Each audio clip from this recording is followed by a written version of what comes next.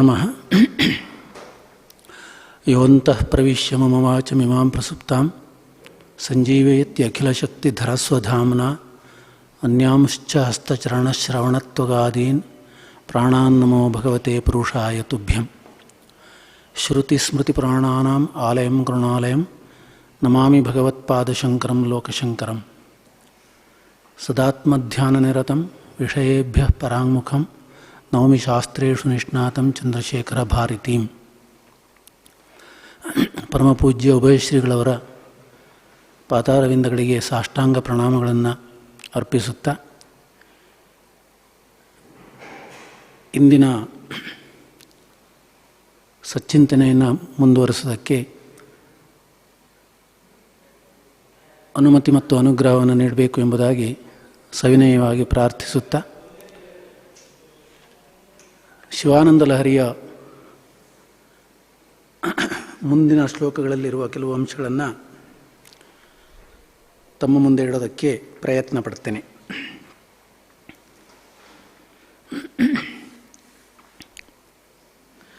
ಎಪ್ಪತ್ತನೆಯ ಶ್ಲೋಕ. ರಹಸಿ ರಹಸಿ ಸ್ವತಂತ್ರ ಬುದ್ಧಿಯ ಪರಿವಸಿತುಂ ಸುಲಭ ಪ್ರಸನ್ನಮೂರ್ತಿ ಅಗಣಿತ ಫಲದಾಯಕ ಪ್ರಭುರ್ಮೇ ಜಗದಧಿಕೋ ಹೃದಯ ರಾಜಶೇಖರೋಸ್ತಿ. ಸರಳವಾದ ಶ್ಲೋಕ. ಭಗವತ್ಪಾದರು ಒಂದು ವಿಶೇಷ ಅಂಶವನ್ನು ಇಲ್ಲಿ ನಮಗೆ ಉಪದೇಶ ಮಾಡಿದ್ದಾರೆ. ರಾಜಶೇಖರ ಅಸ್ತಿ ಪರಮೇಶ್ವರ.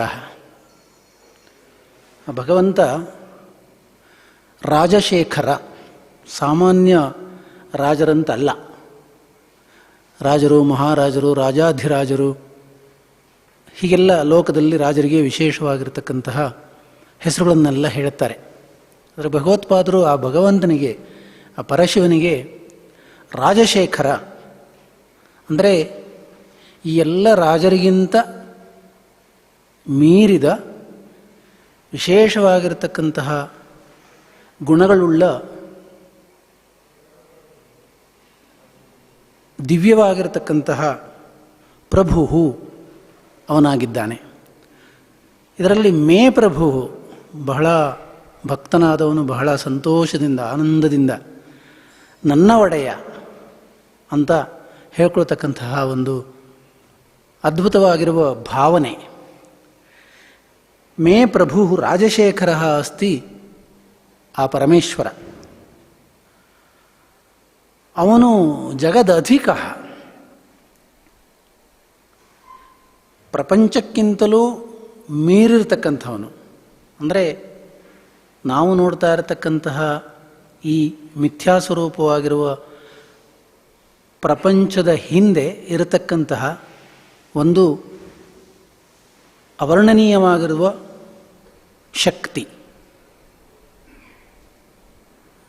ಅವನು ಮಮ ಮೇ ಹೃದಯ ಅಸ್ತಿ, ನನ್ನ ಹೃದಯದಲ್ಲಿ ಸದಾ ಇದ್ದಾನೆ, ಸದಾ ಇರುವಂತೆ ಮಾಡು.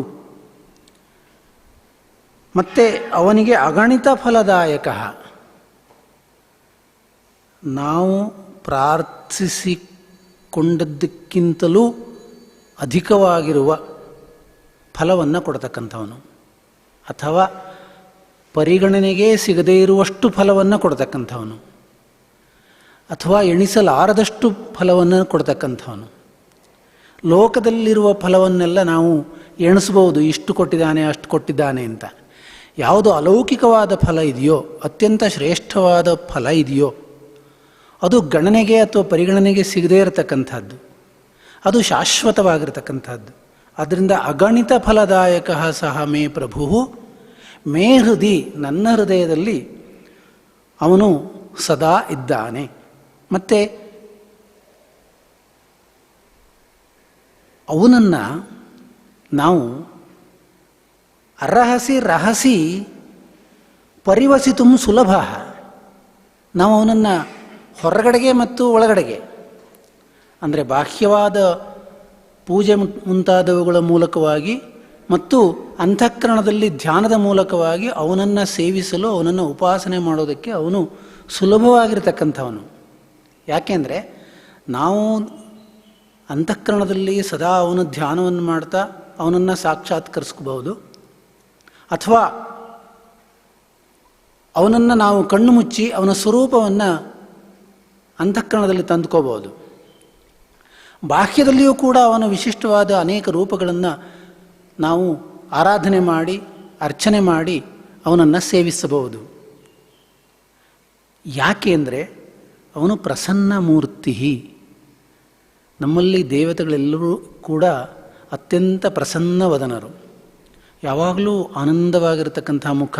ನಮ್ಮ ಪೂರ್ವಜರು ಋಷಿಮುನಿಗಳು ತಾವು ತಪಶಕ್ತಿಯಿಂದ ಕಂಡುಕೊಂಡಿರತಕ್ಕಂತಹ ಎಲ್ಲ ದೇವತಾ ಮೂರ್ತಿಗಳು ಹಾಗೆಯೇ ಇವೆ. ಸರ್ವಾಭರಣಭೂಷಿತವಾಗಿರ್ತಕ್ಕಂಥದ್ದು ಮತ್ತು ಅತ್ಯಂತ ಪ್ರಸನ್ನವಾದ, ಅನಂತರ ಆನಂದದಾಯಕವಾದ, ಅಪ್ಯಾಯಮಾನವಾದ, ಮನಸ್ಸಿಗೆ ಹಿತವನ್ನು, ಮುದವನ್ನು ನೀಡತಕ್ಕಂತಹ ಮುಖಚರ್ಯೆಯನ್ನು ಹೊಂದಿರತಕ್ಕಂಥವುಗಳು. ಅದರಿಂದ ಪ್ರಸನ್ನ ಮೂರ್ತಿ. ಆ ಮೂರ್ತಿಯೇ ಹಾಗೆ. ನೋಡಿದ ತಕ್ಷಣ ಭಕ್ತಿಭಾವದಿಂದ ನಾವು ಭಜಿಸಬೇಕು ಅನ್ನುವಷ್ಟರ ಮಟ್ಟಿಗೆ ನಮ್ಮ ಪೂರ್ವಜರು ನಮಗೆ ಆ ಸಗುಣ ಮೂರ್ತಿಗಳನ್ನು ಕೊಟ್ಟಿದ್ದಾರೆ. ಪುರಾಣಗಳಲ್ಲಾಗಲಿ ಅಥವಾ ಎಲ್ಲ ಶಾಸ್ತ್ರ ಗ್ರಂಥಗಳಲ್ಲಾಗಲಿ ಈ ಸಗುಣ ಮೂರ್ತಿಯ ವರ್ಣನೆಯನ್ನು ನೋಡಿದಾಗ ನಮಗೆ ಬಾಹ್ಯವಾಗಿ ನಾವು ನಮ್ಮ ಮನಸ್ಸನ್ನು ಏಕಾಗ್ರಗೊಳಿಸೋದಕ್ಕೆ, ಒಂದು ಕಡೆಗೆ ನೆಲೆ ನಿಲ್ಲಿಸೋದಕ್ಕೆ ಯೋಗ್ಯವಾಗಿರತಕ್ಕಂತಹ ಮೂರ್ತಿ. ಶಿವನ ಮೂರ್ತಿಯೂ ಹಾಗೆ. ಪಾರ್ವತಿಯನ್ನು ಎಡಭಾಗದಲ್ಲಿ ಹೊಂದಿರತಕ್ಕಂತಹ ಪರಮೇಶ್ವರ ದಿವ್ಯವಾಗಿರ್ತಕ್ಕಂತಹ ಸ್ವರೂಪ ಪ್ರಸನ್ನ ಮೂರ್ತಿ. ಆದ್ದರಿಂದ ನಮಗೆ ಮನಸ್ಸಿನಲ್ಲಿ ಆ ಮೂರ್ತಿ ಶಾಶ್ವತವಾಗಿ ಉಳಿಯುತ್ತೆ. ಮತ್ತು ಬಾಹ್ಯದಲ್ಲಿಯೂ ಕೂಡ ಬೇರೆ ಎಲ್ಲೂ ನೋಡಬೇಕು ಅಂತ ಅನಿಸೋದಿಲ್ಲ. ಅಷ್ಟರ ಮಟ್ಟಿಗೆ ಪ್ರಸನ್ನವಾಗಿರ್ತಕ್ಕಂತಹ ಆ ಮೂರ್ತಿ ಅವನನ್ನು ಅರಹಸಿ ಬಾಹ್ಯದಲ್ಲಿ, ರಹಸಿ ಅಂತಃಕರಣದಲ್ಲಿ ಸ್ವತಂತ್ರ ಬುದ್ಧಿಯ, ಯಾರ ಅಡೆತಡೆ ಇಲ್ಲ, ಯಾರ ನಿಯಮಕ್ಕೆ ಒಳಗಾಗಬೇಕಾಗಿದ್ದಿಲ್ಲ. ನಾವೇ ಸ್ವತಂತ್ರವಾಗಿ ಯಥೇಚ್ಛವಾಗಿ ಅವನನ್ನು ಧ್ಯಾನ ಮಾಡ್ತಾ ಇರಬಹುದು. ಭಗವತ್ಪಾದರು ನಮಗೆ ಶಿವಧ್ಯಾನ ಮಾಡೋದಕ್ಕೆ ಯಾವ ಅಡೆತಡೆ, ಯಾವ ತೊಂದರೆ, ಯಾರ ನಿಯಂತ್ರಣ, ಯಾರ ಕಟ್ಟುಪಾಡಿಗೂ ಒಳಗಾಗದೇನೆ ನಾವು ಸದಾಕಾಲ ಸ್ವತಂತ್ರವಾಗಿ ಆ ಭಗವಂತನನ್ನು ಸ್ಮರಣೆ ಮಾಡೋದಕ್ಕೆ ಅವಕಾಶವಿದೆ ಅನ್ನೋದನ್ನು ಉಪದೇಶಿಸಿದ್ದಾರೆ. ಮತ್ತು ಎಲ್ಲೇ ಇರಲಿ, ಹೇಗೇ ಇರಲಿ, ನಾವು ಸದಾ ಆ ಭಗವಂತನ ಧ್ಯಾನದಲ್ಲಿ ಇರಬಹುದು. ಅದರ ಲೋಕದಲ್ಲಿರ್ತಕ್ಕಂತಹ ರಾಜರ ಹಾಗಲ್ಲ.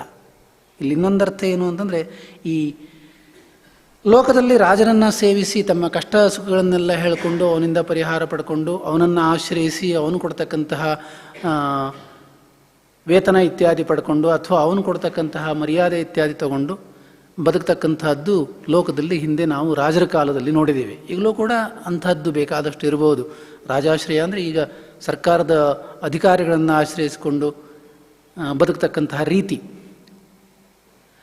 ಆದರೆ ಅಂತಹ ರಾಜರು, ಲೋಕದಲ್ಲಿರ್ತಕ್ಕಂತಹ ಈ ರಾಜರು ಏನಿದ್ದಾರೋ ಅವರನ್ನು ಆಶ್ರಯಿಸೋದು ಕಷ್ಟ.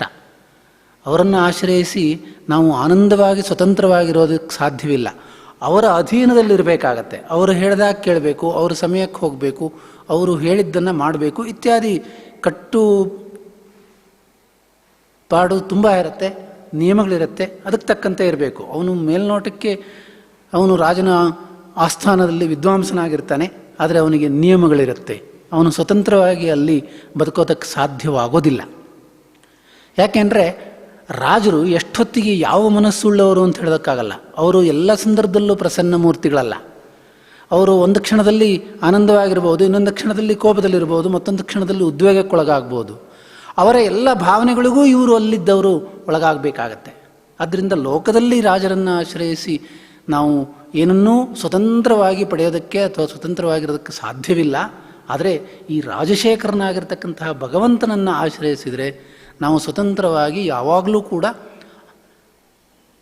ನಮ್ಮ ಶಿವಧ್ಯಾನದಲ್ಲಿ ನಿರತರಾಗಿರಬಹುದು, ಬಾಹ್ಯವಾಗಿ ಆಂತರಂಗಿಕವಾಗಿ. ಇದಕ್ಕೊಂದು ಕಥೆ ನೆನಪಾಗತ್ತೆ. ಒಬ್ಬ ರಾಜ ಅವನ ಆಸ್ಥಾನದಲ್ಲಿ ಎಲ್ಲ ಶಾಸ್ತ್ರಗಳಲ್ಲಿ ಪರಿಣತರಾಗಿರ್ತಕ್ಕಂತಹ ವಿದ್ವಾಂಸರು ಇರ್ತಾರೆ.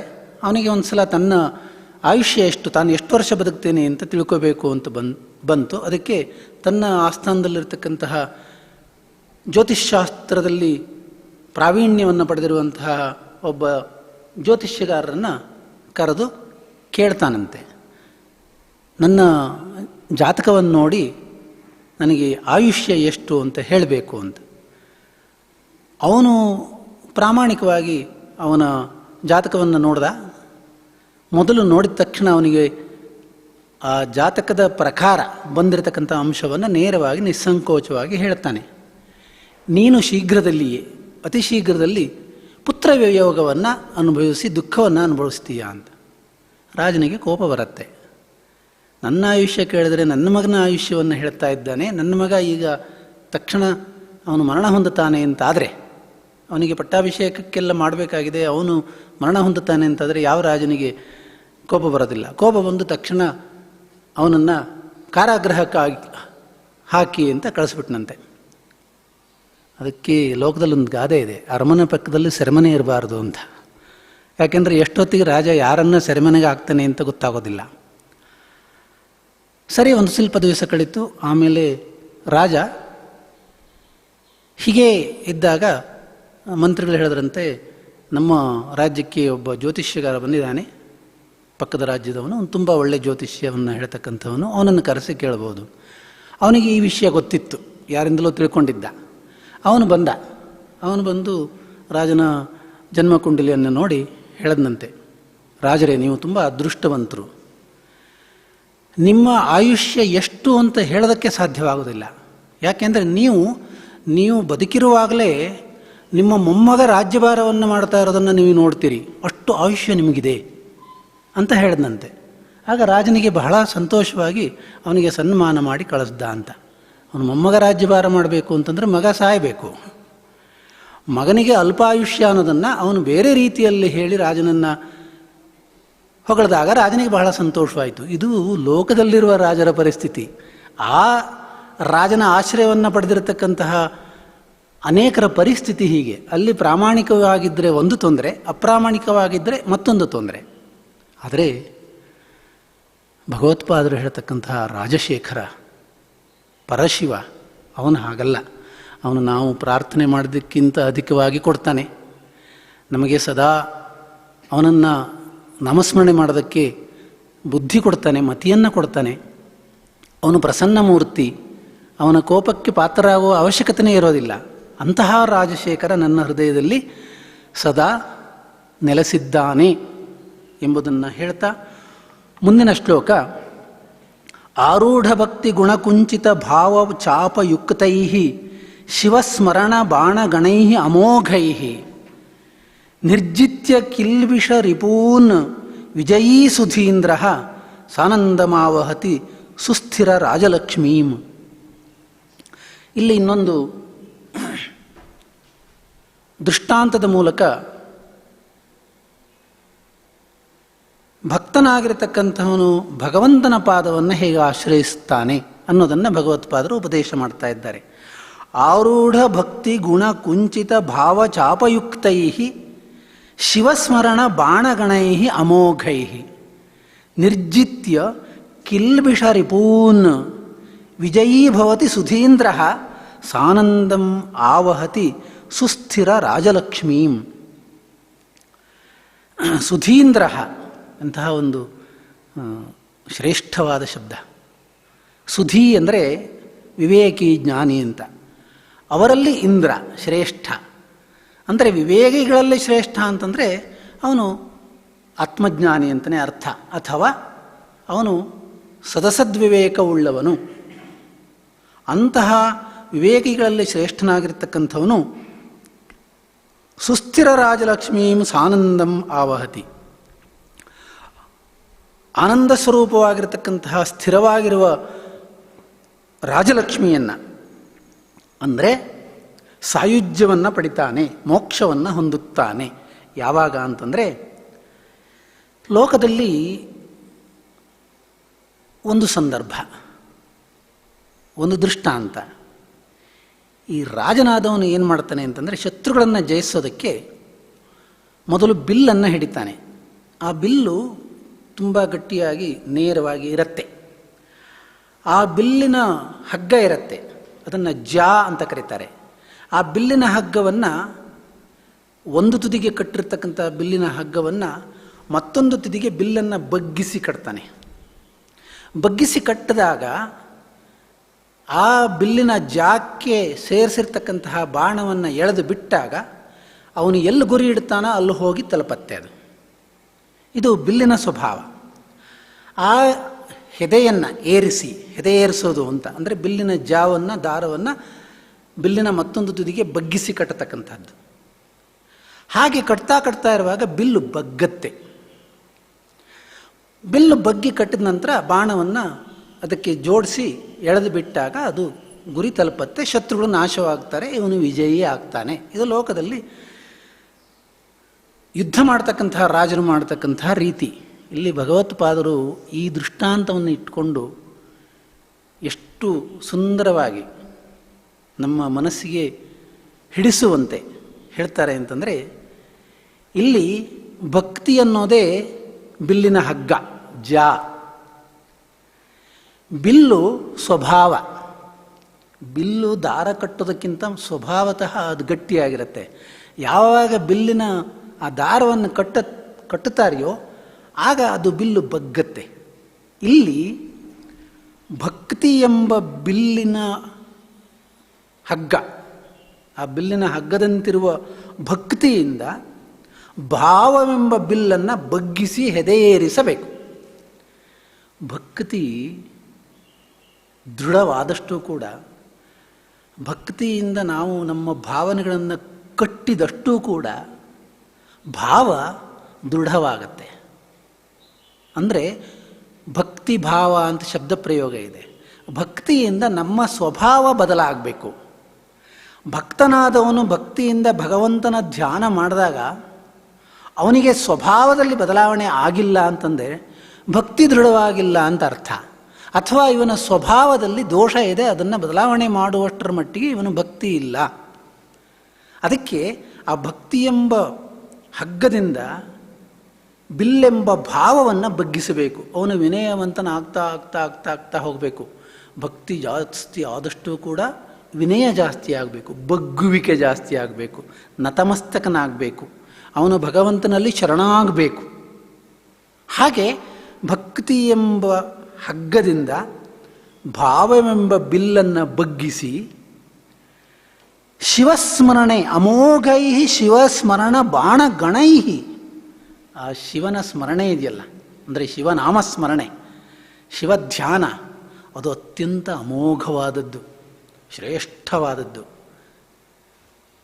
ಹೇಗೆ ಬಾಣ ಚೂಪಾಗಿದ್ದು ಆ ಬಿಲ್ಲಿನ ಹೆದೆ ಗಟ್ಟಿಯಾಗಿ ಕಟ್ಟಿದಾಗ ಎಳೆದು ಬಿಟ್ಟಾಗ ಅದು ಶತ್ರುಗಳನ್ನು ನಾಶಗೊಳಿಸುತ್ತೋ, ಹಾಗೆ ಶಿವನಾಮಸ್ಮರಣೆ, ಶಿವನ ಸ್ತುತಿ, ಶಿವನ ಆರಾಧನೆ, ಶಿವನ ಧ್ಯಾನ, ಶಿವನ ಸ್ಮರಣೆ, ಇವೆಲ್ಲ ಬಾಣಗಣಗಳು.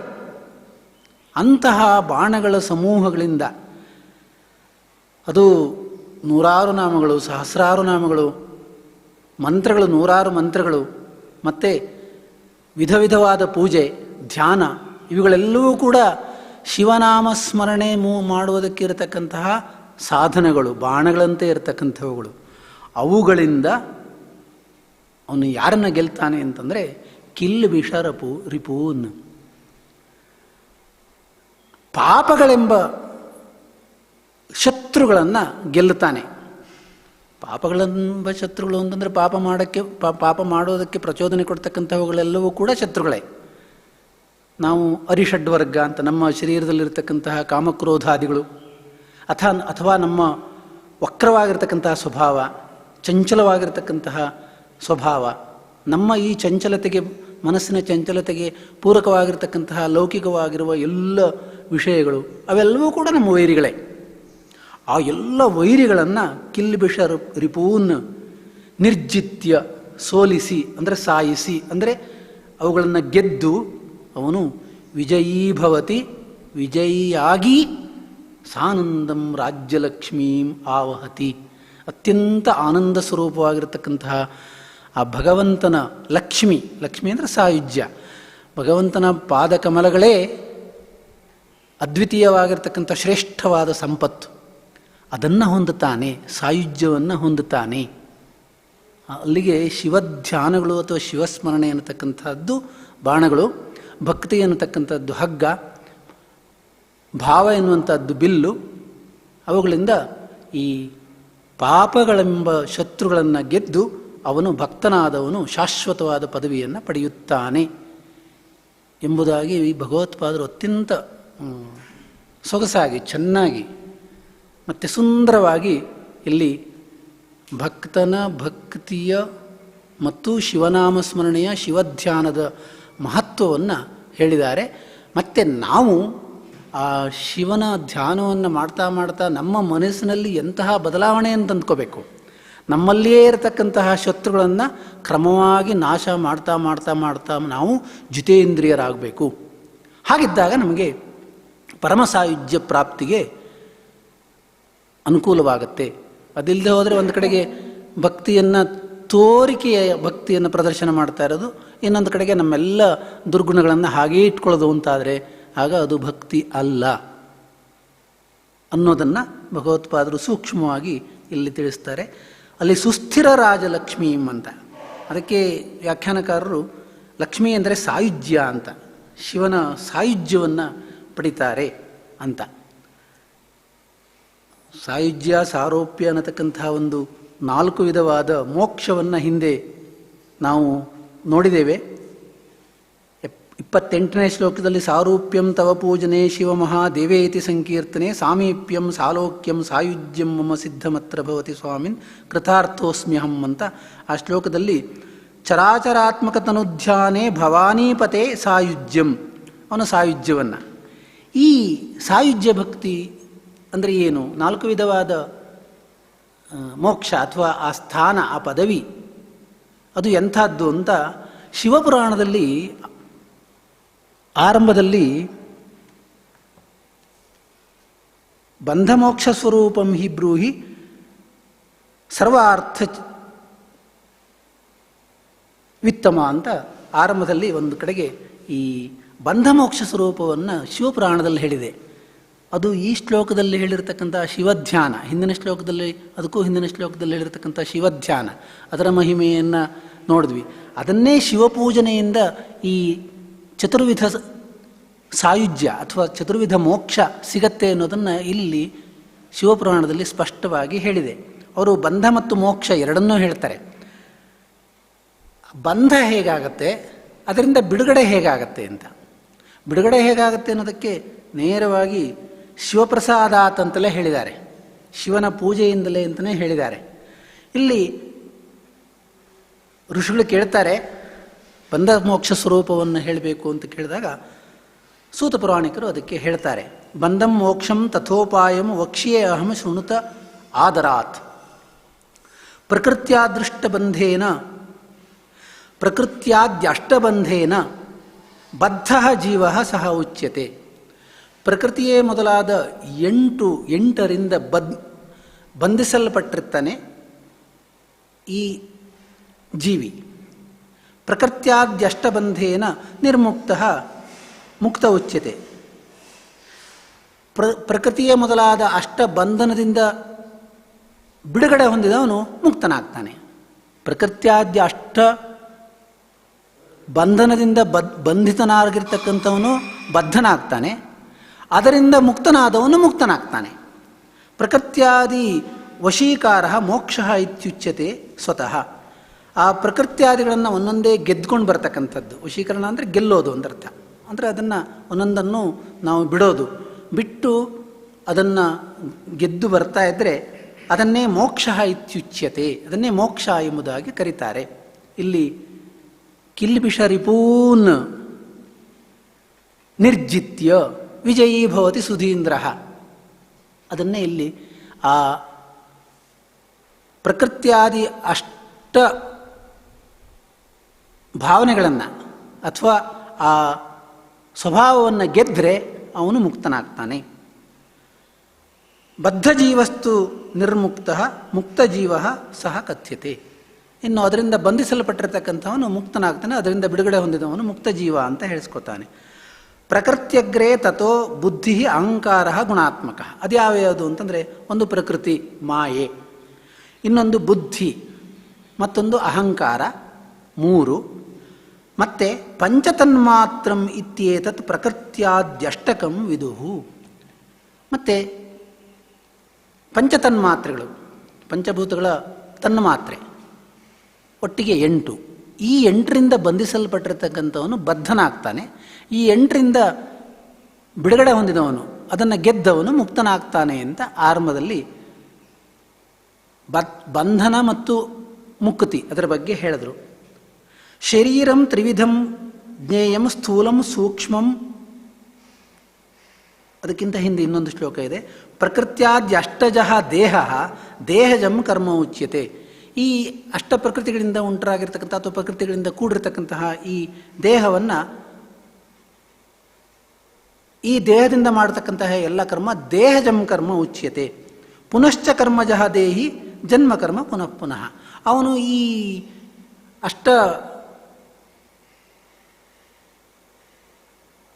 ಗುಣಗಳಿಂದ ಕೂಡಿರತಕ್ಕಂತಹ ಶರೀರವನ್ನು ಪಡೆದ ನಂತರ ಕರ್ಮವನ್ನು ಮಾಡ್ತಾ ಇರ್ತಾನೆ.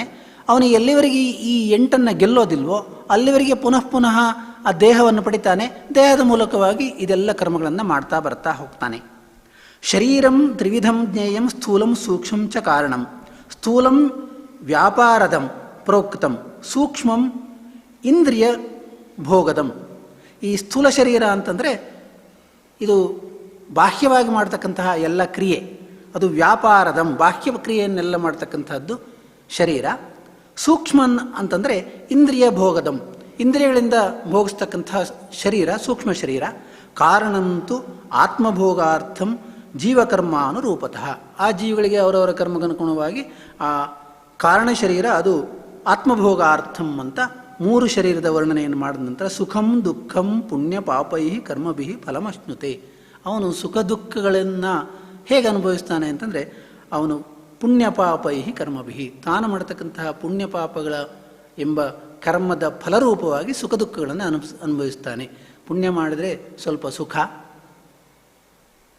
ಪಾಪಕರ್ಮಗಳನ್ನು ಮಾಡಿದರೆ ದುಃಖ, ಹೀಗೆ ಅನುಭವಿಸ್ತಾ ಹೋಗ್ತಾ ಇರ್ತಾನೆ. ಪುನಃ ಪುನಃ ಜನ್ಮವನ್ನು ಪಡಿತಾ ಇರ್ತಾನೆ.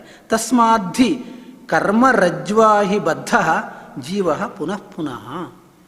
ಈ ಕರ್ಮಗಳೆಂಬ ಹಗ್ಗದಿಂದ ಬಂಧಿಸಲ್ಪಟ್ಟಿರತಕ್ಕಂತಹ ಈ ಜೀವಿ ಮತ್ತೆ ಮತ್ತೆ ಅವನು ಜನ್ಮವನ್ನು ಪಡಿತಾ ಇರ್ತಾನೆ. ಶರೀರತ್ರಯ ಕರ್ಮಭ್ಯಾಂ ಚಕ್ರವತ್ ಭ್ರಾಮ್ಯತೆ ಸದಾ. ಅವನು ಈ ಕರ್ಮವೆಂಬ ಹಗ್ಗದಿಂದ ಬಂಧಿಸಲ್ಪಟ್ಟವನಾಗಿ ಪುನಃ ಪುನಃ ಜನ್ಮ ಮರಣ ಪಡಿತಾನೇ ಇರ್ತಾನೆ. ನಮಗೆ ಮರಣ ಅಂದರೆ ಭಯ, ವಸ್ತುತಃ ಜನ್ಮ ಅಂದರೆ ಮತ್ತೂ ಭಯ ಆಗಬೇಕು. ಈ ಎರಡೂ ಭಯ ಉಂಟು ಮಾಡಬೇಕು. ಅದ್ರ ಲೋಕದಲ್ಲಿ ಏನಾಗಿದೆ ಅಂತಂದರೆ, ಜನ್ಮ ಅಂದರೆ ಸಂತೋಷ ಪಡ್ತಾರೆ, ಓ ಹುಟ್ಟಿದ, ನಮಗೆ ಹುಟ್ಟು ಬಂತು ಅಂತ. ಹಾಗಲ್ಲ, ಹುಟ್ಟು ಇಲ್ಲದೆ ಹೋದರೆ ಸಂತೋಷ. ಮರಣ ಭಯ ಅದು ಯಾಕೆ ಅನ್ನೋದು ಎಲ್ರಿಗೂ ಅನುಭವ ಇದೆ, ಅಥವಾ ಅದು ನೋಡಿದವರನ್ನು, ಸತ್ತವರನ್ನು ನೋಡಿದಾಗ ಅನುಭವಕ್ಕೆ ಬರುತ್ತೆ. ಚಕ್ರಭ್ರಮ ನಿವೃತ್ತ್ಯರ್ಥಂ ಚಕ್ರಕರ್ತಾರಂ ಈಡಯೇತ್. ಈ ಜನನ ಮರಣವೆಂಬ ಚಕ್ರದಿಂದ ಬಿಡುಗಡೆ ಹೊಂದಬೇಕು ಅಂತಾದರೆ, ಈ ಜನನ ಮರಣ ಚಕ್ರಕ್ಕೆ ಅಧೀನನಾಗಿರ್ತಕ್ಕಂಥ ಅಥವಾ ಅದನ್ನು ಗೆಲ್ಲುವುದಕ್ಕೆ ನಮಗೆ ಯೋಗ್ಯವಾಗಿರ್ತಕ್ಕಂತಹ ಆ ಚಕ್ರಕರ್ತಾರಂ ಈಡಯೇತ್, ಅವನನ್ನು ನಾವು ಸ್ತುತಿ ಮಾಡಬೇಕು. ಪ್ರಕೃತ್ಯಾದಿ ಮಹಾಚಕ್ರಂ ಪ್ರಕೃತೇ ಪರತಃ ಶಿವ. ಇವೆಲ್ಲಕ್ಕಿಂತಲೂ ಮೀರಿರ್ತಕ್ಕಂಥವನು, ಅಂದರೆ ಪ್ರಕೃತಿಯನ್ನೂ ಮೀರಿರ್ತಕ್ಕಂಥದ್ದು, ಮಾಯೆಯನ್ನೂ ಮೀರಿರ್ತಕ್ಕಂತಹ ಆ ಪರತತ್ವವನ್ನು, ಶಿವನನ್ನು ಆಶ್ರಯಿಸಬೇಕು. ಅವನೇ ಇದೆಲ್ಲಕ್ಕಿಂತಲೂ ಶ್ರೇಷ್ಠ ಸ್ಥಾನದಲ್ಲಿರ್ತಕ್ಕಂಥವನು. ಚಕ್ರಕರ್ತ ಮಹೇಶೋ ಹಿ ಪ್ರಕೃತೇ ಪರತಃ ಯತಃ ಶಿವಸ್ತಥಾ ಪ್ರಕೃತ್ಯಾದಿ ವಶೀಕೃತ್ಯ ಅಧಿತಿಷ್ಠತಿ. ಅವನೇ ಇದೆಲ್ಲವನ್ನೂ ಗೆದ್ದು ಇರತಕ್ಕಂಥವನು, ಪ್ರಕೃತಿಯನ್ನೂ ಮೀರಿರ್ತಕ್ಕಂಥವನು, ಮಾಯೆಯನ್ನೂ ಮೀರಿರ್ತಕ್ಕಂಥವನು. ಅವನನ್ನೇ ನಾವು ಆಶ್ರಯಿಸಬೇಕು. ಅತಃ ಶಿವಪ್ರಸಾದೇನ ಪ್ರಕೃತ್ಯಾದಿ ವಶಂಭವೇತ್. ಶಿವಪ್ರಸಾದದಿಂದ ನಾವು ಈ ಪ್ರಕೃತಿ, ಬುದ್ಧಿ, ಅಹಂಕಾರ ಮತ್ತು ಪಂಚತನ್ಮಾತ್ರೆಗಳನ್ನು ಗೆಲ್ಲಬೇಕು.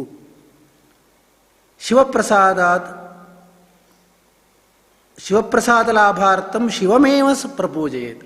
ಶಿವಪ್ರಸಾದವನ್ನು ಪಡಿಬೇಕು ಅಂತಂದರೆ, ಶಿವನ ಅನುಗ್ರಹವನ್ನು ಪಡಿಬೇಕು ಅಂತಂದರೆ ಶಿವನನ್ನೇ ಪೂಜೆ ಮಾಡಬೇಕು. ಪೂಜೆಯಾತು ಮಹೇಶೋ ಹಿ ಪ್ರಕೃತಃ ಪರಮಃ ಶಿವಃ ಪ್ರಸಾದಂ ಕುರುತೆ ಸತ್ಯಂ ಪೂಜಕಸ್ಯ ವಿಶೇಷತಃ. ಯಾರು ಶಿವಧ್ಯಾನವನ್ನು ಮಾಡ್ತಾರೋ, ಆಂತರಿಕವಾಗಿ ಬಾಹ್ಯವಾಗಿ ಶಿವನನ್ನು ಪೂಜೆ ಮಾಡ್ತಾ ಇರ್ತಾರೋ, ಅವನಿಗೆ ಅವನು ಪ್ರಸನ್ನನಾಗಿ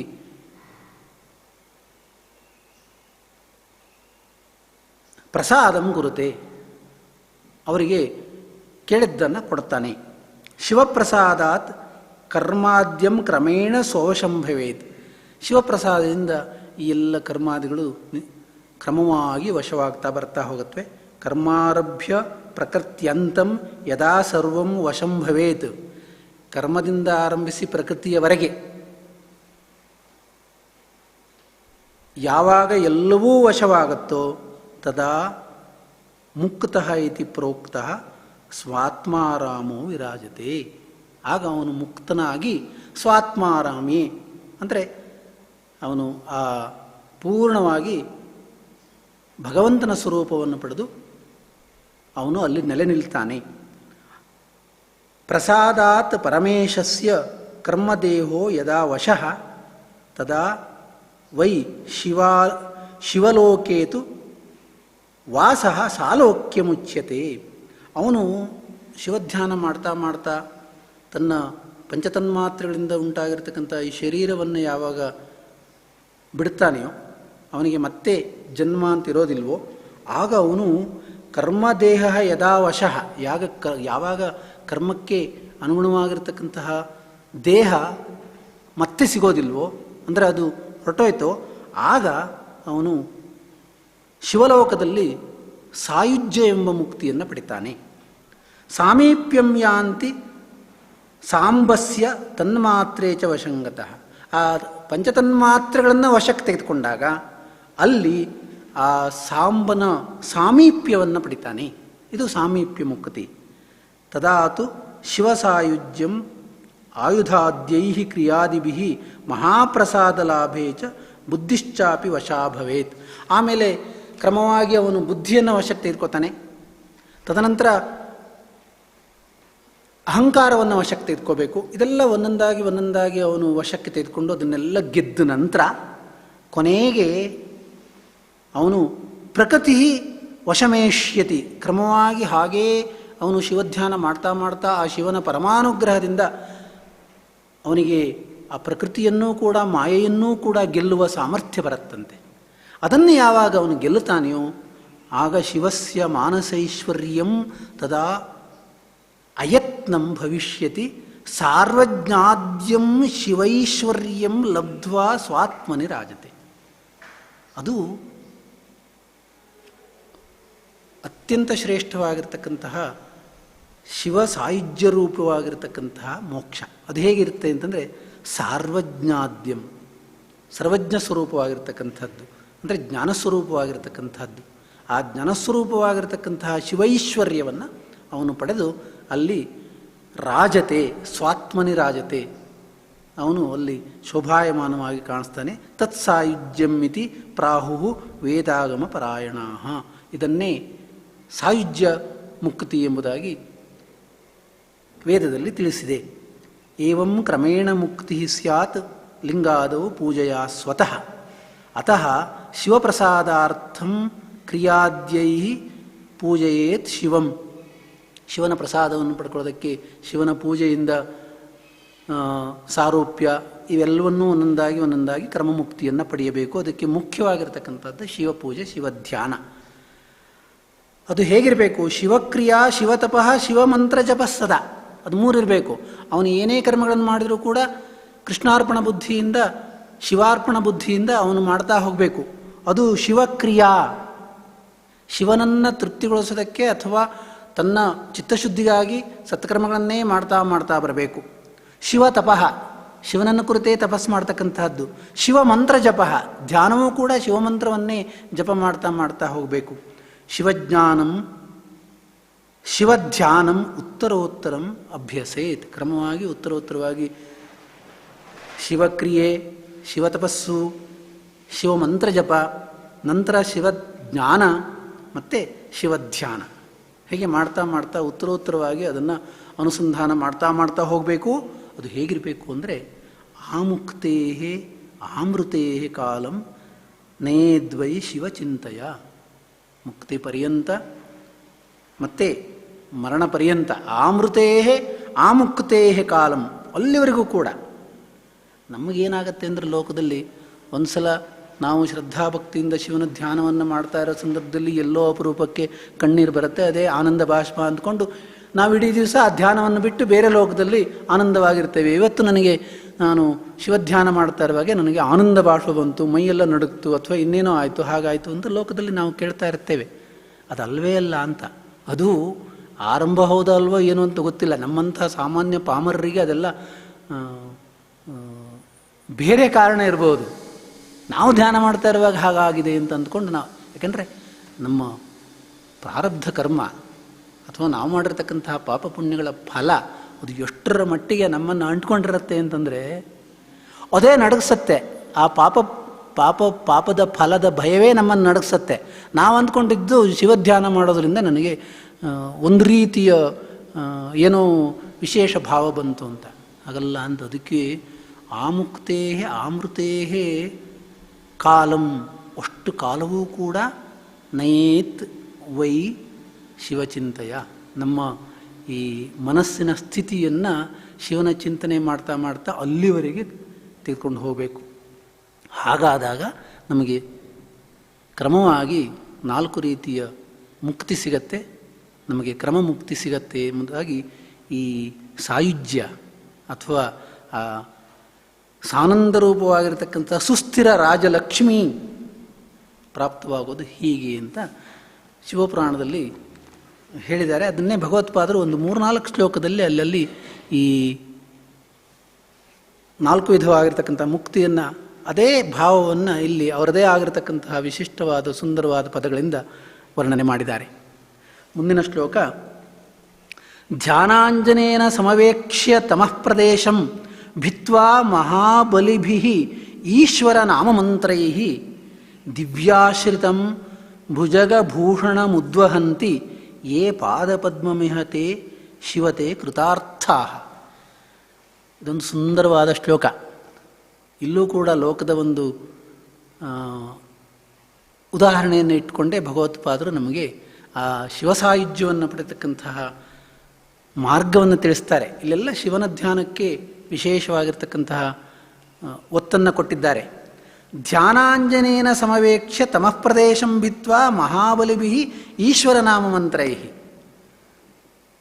ಲೋಕದಲ್ಲಿ ಪ್ರತ್ಯಕ್ಷವಾಗಿ ಕಾಣದೇ ಇರತಕ್ಕಂತಹ ಪರೋಕ್ಷವಾಗಿರ್ತಕ್ಕಂತಹ ಕೆಲವು ವಸ್ತುಗಳನ್ನು ಹುಡುಕಿ ತೆಗೆಯೋದಕ್ಕೆ ಅನೇಕ ವಿಧಾನಗಳನ್ನು ಬಳಸ್ತಾರೆ. ಅದಕ್ಕೆ ಅಂಜನ ನೋಡೋದು ಅಂತ ಒಂದು ಕರೀತಾರೆ. ಅಂಜನ ಅಂತಂದರೆ ಒಂದು ವಸ್ತು, ಅದು ನಮಗೆ ಪ್ರತ್ಯಕ್ಷವಾಗಿ ಕಾಣದೇ ಇರತಕ್ಕಂತಹ ವಸ್ತುಗಳನ್ನು, ಪರೋಕ್ಷವಾಗಿರ್ತಕ್ಕಂತಹ ವಸ್ತುಗಳನ್ನು ಭೂಮಿಯಲ್ಲೋ, ಹಳೆ ಮನೆಯಲ್ಲೋ, ದೇವಾಲಯದಲ್ಲೋ, ಅಥವಾ ಎಲ್ಲೋ ಒಂದು ಕಡೆಗೆ ಭೂಮಿಯಲ್ಲಿ ಇರತಕ್ಕಂತಹ ಅಥವಾ ಇನ್ನೆಲ್ಲೋ ದೂರದಲ್ಲಿರ್ತಕ್ಕಂತಹ ದ್ರವ್ಯಗಳನ್ನು ಅಥವಾ ವಸ್ತುವನ್ನು ಅಥವಾ ಮೂರ್ತಿಯನ್ನು ತೆಗೆಯೋದಕ್ಕೆ ಈ ಅಂಜನ ನೋಡೋದು ಅಂತ. ಅದರಲ್ಲಿ ಪರಿಣತರಾಗಿರೋರು ಕೆಲವರು ಇರ್ತಾರೆ. ಅದೊಂದು ವಸ್ತು, ಅದನ್ನು ಇಟ್ಕೊಂಡು ನೋಡಿ ಅವರು ಅದನ್ನು ಎಲ್ಲಿದೆ ಹೇಗಿದೆ ಅಂತ ಹುಡುಕೊಡ್ತಾರೆ. ಅದಕ್ಕೆ ತಕ್ಕಂತೆ ಈ ಅಷ್ಟಮಂಗಲ ಇತ್ಯಾದಿ ಬೇಕಾದಷ್ಟು ಪ್ರಚಾರದಲ್ಲಿ ಇದೆ. ಭಗವತ್ಪಾದರು ಅದನ್ನು ಇಟ್ಕೊಂಡು ಧ್ಯಾನ ಅಂಜನೇನ, ಇಲ್ಲಿ ಅಂಜನ ಯಾವುದು ಅಂತಂದರೆ ಧ್ಯಾನ, ಶಿವಧ್ಯಾನವೆಂಬ ಅಂಜನದಿಂದ ಸಮವೇಕ್ಷ, ಎಷ್ಟು ಒಳ್ಳೆ ಪದವನ್ನು ಹೇಳ್ತಾರೆ ಅಂದರೆ ಈಕ್ಷ ಅಂತ ಹೇಳಲಿಲ್ಲ ಅವರು, ನೋಡಿ ಅಂತ ಹೇಳಿಲ್ಲ, ಸಮವೇಕ್ಷ್ಯ, ಚೆನ್ನಾಗಿ ಪರಿಶೀಲಿಸಿ. ಅಂದರೆ ಧ್ಯಾನ ಮಾಡ್ತಾ ಮಾಡ್ತಾ ಮಾಡ್ತಾ ಇವನ ಮನಸ್ಸು ಶುದ್ಧವಾಗಿ ಆ ಭಗವಂತನನ್ನೇ ಪರಿಪೂರ್ಣವಾಗಿ ಪರಿವೀಕ್ಷಿಸುವ, ಅಂದರೆ ಏಕಾಗ್ರಚಿತ್ತನಾಗಿ ನೋಡುವ ಸಾಮರ್ಥ್ಯವನ್ನು ಪಡ್ಕೋಬೇಕು. ನಮಗೆಲ್ಲ ಕ್ಷಣಿಕವಾಗಿರ್ತಕ್ಕಂಥದ್ದು, 1 ಸೆಕೆಂಡ್ 2 ಸೆಕೆಂಡ್ ಒಂದು ಸಲ ಶಿವನ ಮೂರ್ತಿಯಲ್ಲಿ ಅಥವಾ ಅವನ ಪಾದಗಳಲ್ಲಿ ಒಂದು ಚಿತ್ರ ಬಂದು ಅಲ್ಲಿ ಹೋಗುತ್ತೆ. ಮರುಕ್ಷಣದಲ್ಲಿ ಮತ್ತೆ ಅವನ ಕೈನಲ್ಲಿರೋ ಆಭರಣವನ್ನು ಅಥವಾ ಅವನಿಗೆ ಹಾಕಿರ್ತಕ್ಕಂಥ ಯಾವುದೋ ಒಂದು ಮೂರ್ತಿಯಲ್ಲಿರ್ತಕ್ಕಂಥ ಆಭರಣವನ್ನು ನೋಡಿ ಮತ್ತೆ ಅದಕ್ಕೆ ಆಸೆ ಬರ್ಬೋದು. ಇದು ಲೋಕದಲ್ಲಿರ್ತಕ್ಕಂಥ ಎಲ್ಲರೂ ಭಕ್ತರೇ, ಎಲ್ಲರೂ ಹೀಗೆ ಇರುತ್ತೆ.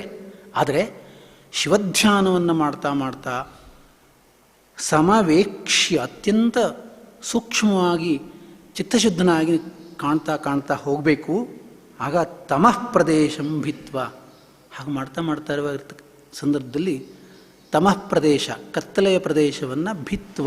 ಕತ್ತಲೆಯ ಪ್ರದೇಶ ಅಂದರೆ ಏನು? ಅಜ್ಞಾನವನ್ನು ಹೋಗಲಾಡಿಸ್ತಾ ಅವನು ಶಿವನ ಧ್ಯಾನವನ್ನು ಮಾಡ್ತಾ ಹೋದಾಗ ಅವನಿಗೆ ಶಿವನ ದಿವ್ಯವಾಗಿರ್ತಕ್ಕಂಥ ಸ್ವರೂಪದ ಅರಿವು ಆಗ್ತಾ ಹೋದಾಗ ಲೋಕದ ಅಜ್ಞಾನದ ಸುಳಿವು ಬರಬಾರ್ದು, ಅದೆಲ್ಲ ನಾಶವಾಗ್ತಾ ಹೋಗ್ತಾ ಇರಬೇಕು.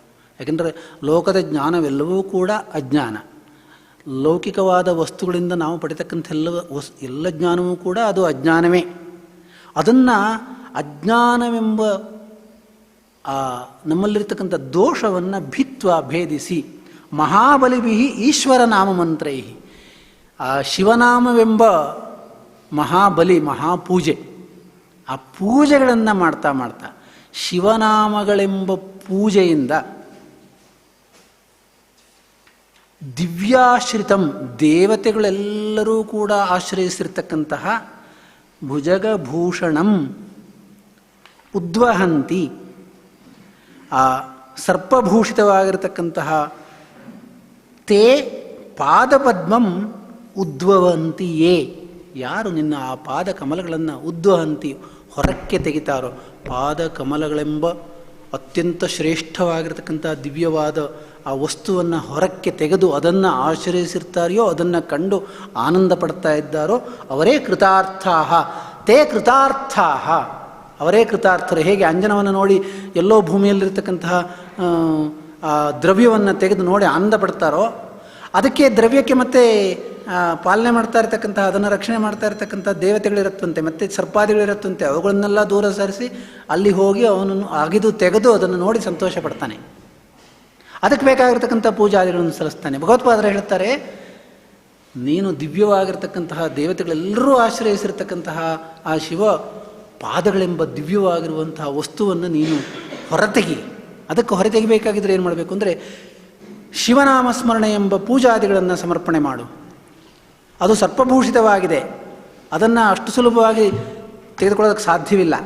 ಅದಕ್ಕೆ ಧ್ಯಾನವೆಂಬ ಅಂಜನದಿಂದ ನಿನ್ನ ಅಜ್ಞಾನವನ್ನು ಭೇದಿಸಿ ನೀನು ಆ ಪರಮ ಪವಿತ್ರವಾಗಿರ್ತಕ್ಕಂತಹ ಶಿವಪಾದಗಳನ್ನು ಹೊರತೆಗೆದು ಕಂಡು ಆನಂದಪಟ್ಟು ಅದನ್ನು ಆಶ್ರಯಿಸು ಎಂಬುದಾಗಿ ಈ ಶ್ಲೋಕದಲ್ಲಿ ಲೌಕಿಕವಾದ ಒಂದು ಉದಾಹರಣೆಯನ್ನು, ಸಂದರ್ಭವನ್ನು ಇಟ್ಕೊಂಡು ಭಗವತ್ಪಾದರು ನಮಗೆ ಉಪದೇಶಿಸಿದ್ದಾರೆ.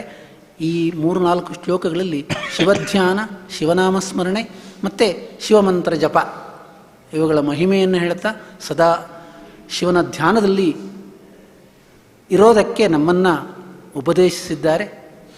ಇಲ್ಲಿಗೆ ಇವತ್ತಿನ ಈ ನನ್ನ ಮಾತನ್ನು ಮುಗಿಸಿ ಪರಮಪೂಜ್ಯ ಉಭಯ ಶ್ರೀಗಳವರ ಪಾದಾರವಿಂದಗಳಿಗೆ ನಮಸ್ಕಾರ ಮಾಡ್ತಾ ಇದ್ದೇನೆ. ಸರ್ವೇ ಭವಂತು ಸುಖಿನಃ, ಸರ್ವೇ ಸಂತು ನಿರಾಮಯಾಃ, ಸರ್ವೇ ಭದ್ರಾಣಿ ಪಶ್ಯಂತು, ಮಾ ಕಶ್ಚಿತ್ ದುಃಖ ಭಾಗ್ ಭವೇತ್.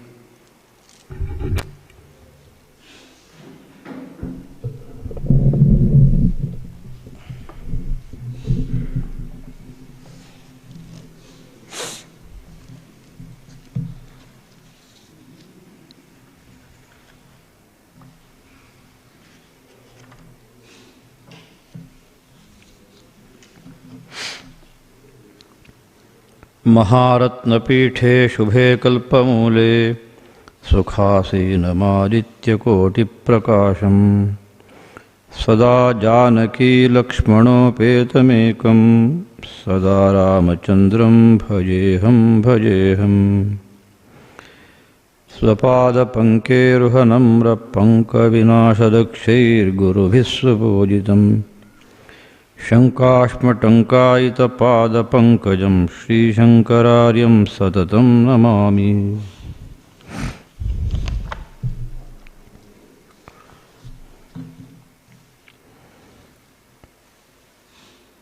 ಶಿವನ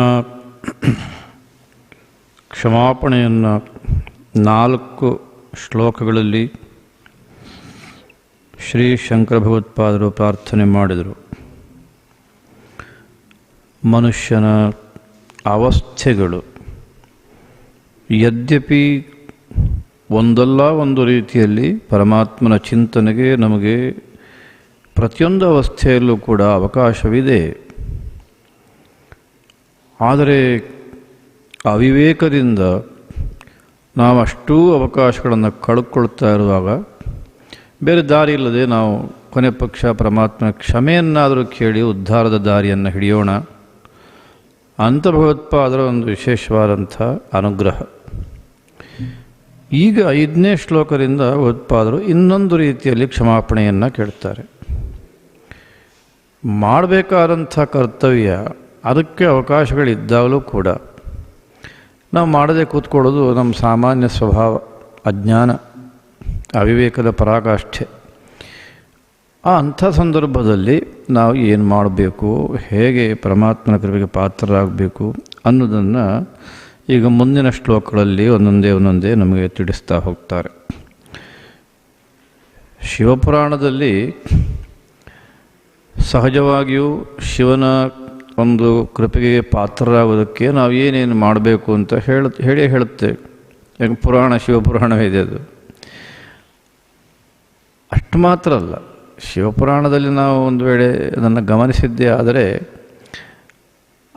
ನೂರಾರು ಉದಾಹರಣೆಗಳು ಪರಮಾತ್ಮನನ್ನು ಹೇಗೆ ನಾವು ಹೋಲಿಸಿಕೊಳ್ಬೇಕು ಅನ್ನೋ ವಿಷಯದಲ್ಲಿ. ಅಲ್ಲಿ ಸಹಜವಾಗಿಯೂ ಪರಮಾತ್ಮನನ್ನು ಹೋಲಿಸಿಕೊಳ್ಳೋದಕ್ಕೆ ಪೂಜಾದಿ ಎಲ್ಲ ವಿಧಾನಗಳನ್ನು ಕೂಡ ತಿಳಿಸ್ತಾರೆ.